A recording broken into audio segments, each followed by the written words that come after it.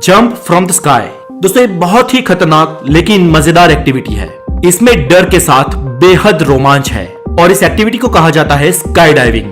Sky diving सबको अच्छी लगती है लेकिन स्काई से लिटरली डाइव लगाना सबके बस की बात नहीं है दोस्तों। और आपने स्काई डाइविंग के बहुत सारे वीडियो क्लिप्स देखे होंगे, लेकिन दोस्तों मैं यहाँ पे आपको बताने वाला हूँ दुनिया की सबसे हाईएस्ट जगह से लगाई गई डाइव, जो स्काई डाइविंग की दुनिया में अब तक का वर्ल्ड रिकॉर्ड है। और इस घटना को उस जगह से अंजाम दिया गया जिसे हम स्काई डाइविंग तो नहीं लेकिन स्पेस डाइविंग जरूर कहेंगे, क्योंकि वो डाइव अर्थ के नॉर्मल एटमॉस्फेयर के लेयर से बहुत ही ऊपर से लगाई गई थी। तो स्वागत है आपका द नॉलेज में। मैं हूं हितेश गिरी गोसाई और चले देखते हैं दुनिया की सबसे ऊंची स्काई डाइव को। दोस्तों सबसे पहले तो समझ लो कि स्काई डाइव और पैराग्लाइडिंग में बहुत बड़ा अंतर है। पैराग्लाइडिंग में किसी पहाड़ या किसी जगह से क्राफ्ट को लॉन्च किया जाता है, जबकि स्काई डाइव में डायरेक्ट आसमान से एरोप्लेन में से जंप लगाया जाता है। शुरुआत में जंप लगाते ही इंसान अर्थ की ग्रेविटी में सीधा गिरता है, फिर बाद में पैराशूट को खोला जाता है और प्रॉपर लैंडिंग की जाती है। जबकि पैराग्लाइडिंग आपको सिर्फ स्काई डाइव में जो पैराशूट खुलता है उसके बाद वाला ही मजा दे पाएगी। आप उसमें अर्थ की ग्रेविटी में डायरेक्ट फॉल नहीं होगे।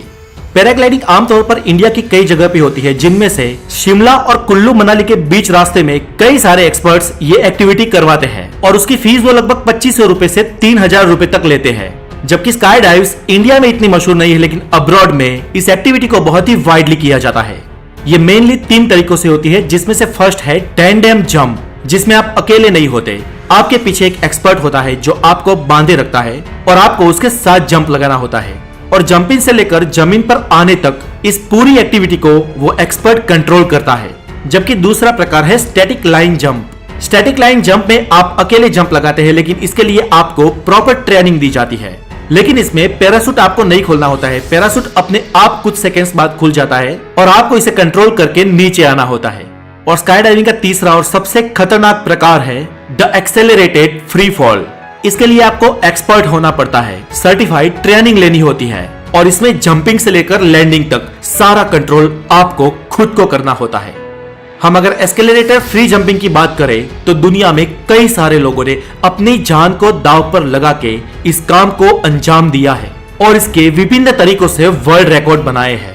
कुछ लोगों ने पैराशूट के बिना ही स्काई डाइव लगाई है, तो कुछ लोगों ने पैराशूट का उपयोग ना किए बिना ग्रुप में डाइव लगाई है और एक्सपर्ट ने बीच में से उसे पकड़कर लैंड करवाया है। दोस्तों हम स्काई डाइव के फर्स्ट टाइप की बात करें, जो टैंडेम जंप है, उसके लिए नॉर्मली 300 से 400 डॉलर तक का खर्च होता है, जो समथिंग 24 से 30 हजार इंडियन रुपीस होता है। लेकिन दोस्तों अब इतनी इंफॉर्मेशन के बाद हमें बात करनी है बेहद ही खतरनाक एक्सेलरेटर फ्री फॉल के बारे में, या यूं कहे कि दुनिया की सबसे ऊंची रिकॉर्डेड स्काई डाइव के बारे में। तो सुपरसोनिक स्पीड से स्काई डाइव लगाकर अर्थ पर गिरने का सबसे पहला रिकॉर्ड फेलिक्स बाउमगार्टनर ने बनाया था, जब 14 अक्टूबर 2012 को फेलिक्स एक खास प्रकार के यंत्र में स्पेशल सूट पहनकर हीलियम के गुब्बारे के साथ 1,28,000 फीट ऊपर स्काई में गए। ये ऊंचाई लगभग पृथ्वी के सरफेस से 39 किलोमीटर जितनी ऊपर थी।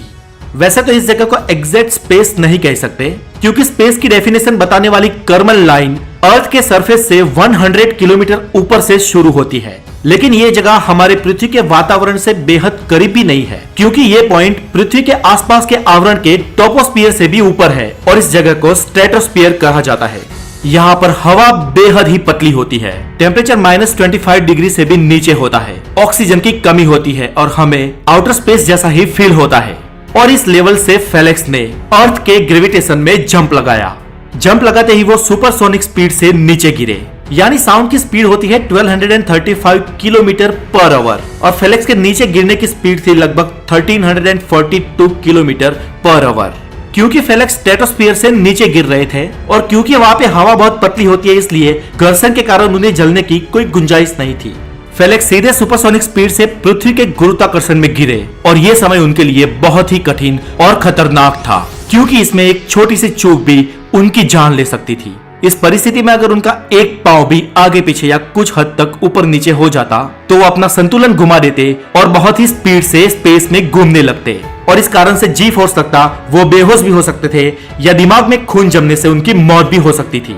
लेकिन फेलिक्स इन विपरीत परिस्थितियों का सामना करके और अपने आप को संभालकर सही डायरेक्शन में पृथ्वी पर नीचे आए और कुछ समय पहले उन्होंने अपना पैराशूट खोल दिया और अमेरिका के न्यू मैक्सिको ने उन्होंने सेफ लैंडिंग की। 2012 तक इतनी ऊंचाई से कोई पृथ्वी पर नहीं गिरा था और सुपरसोनिक स्पीड से तो अब तक कुछ मिसाइलें और कुछ पावरफुल स्पेसक्राफ्ट ही गति कर सकते थे, लेकिन फेलिक्स सुपरसोनिक स्पीड के बैरियर को तोड़ने वाले पहले इंसान बने और इसीलिए उनको बाद में सुपरसोनिक मैन का खिताब मिला। लेकिन दोस्तों, रही बात स्काई के सबसे हाईएस्ट पॉइंट से जंप लगाने की, तो फेलिक्स का ये रिकॉर्ड 2014 में टूट गया।